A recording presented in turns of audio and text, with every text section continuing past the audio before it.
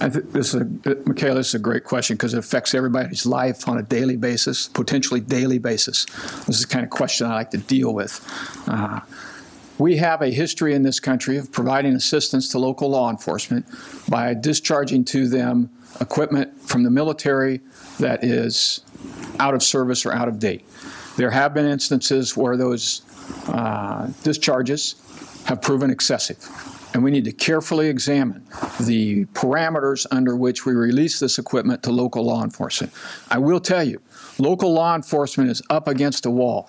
The people they are having to deal with to protect our neighborhoods and our schools and our families are increasingly well armed with heavy ballistic equipment. I do not want to send local law enforcement out into a situation where they're outgunned just by orders of magnitude. So I'm very sensitive to how we address that. What happened in Ferguson is a tragedy. I'm hoping we get to the bottom of what happened. I'm hoping that Attorney General Holder, his task force, will share with us the facts in a timely manner. And if somebody's done something wrong, then they need to be held accountable.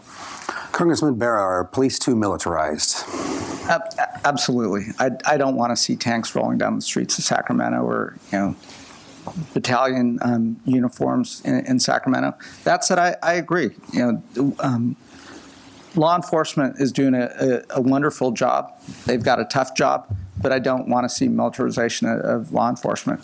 The other issue in Ferguson, though, is the issue of race relations. And we've seen a number of incidents, here in California with the CHP officer and the homeless woman.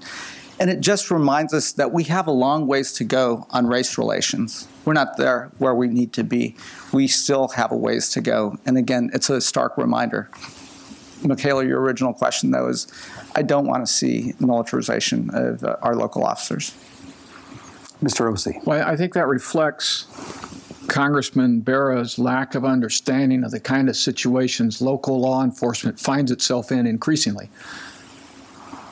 Notwithstanding what happened in Ferguson, which was a tragedy, and equipment that was used that shouldn't have been used, the fact remains that in our neighborhoods and our communities, there are people who are significantly heavier armed than our law enforcement people, and we have to find a way to protect our neighborhoods and our people. Congressman Bera, one last thought. I'm a strong supporter of law enforcement. We work closely with the sheriff and local law enforcement agencies, and they need the equipment that they need. But I don't think they need heavy armored vehicles and so forth. I just think that crosses the line, and I think many would agree. And if they have them, they're going to be tempted to use them. I should follow up. There is some federal legislation to limit the amount of equipment that is going from the federal government, the Pentagon, to local police departments. It sounds like you would support that legislation? I would. And Mr. I'm not familiar with the legislation. If it has reasonable limitations, I would support it. I do want to make sure that the listening audience is aware I have a long-standing history with law enforcement in this community. I'm endorsed by the district attorney. I'm endorsed by the sheriff. I'm endorsed by the law enforcement union groups all around this district. They trust me. They know that when I talk to them straight, and they know that if I say that's unreasonable, then they know I mean that. But they also know I deliver.